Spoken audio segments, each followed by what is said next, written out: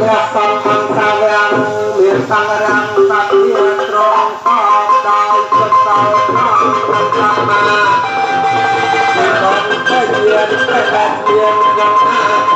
ជាផងទេតាจุดតាជាកងសោចំសោអន្តរស័យដល់ព្រះរី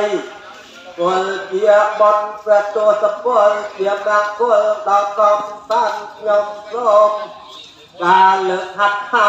សេរតីផងគុំគុណចាងបាច់ពលលំត្រៃលោកកាសូមបន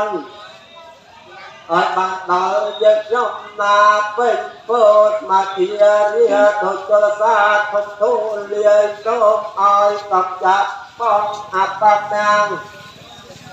ឲ្យជាចេចាឲ្យស្ដីអន្តរាយក៏បីមានដោយកំឡាំងអានភាពបញ្ញាលៀបជាប្រធានក៏បីសូមអាសាទុកមានមកដោយគុណនមស្ការព្រះរតនាប្រតាពងសូមអានដាក់ដល់អាននិព្វានមកព្រះអរិយសង្ឃឯណា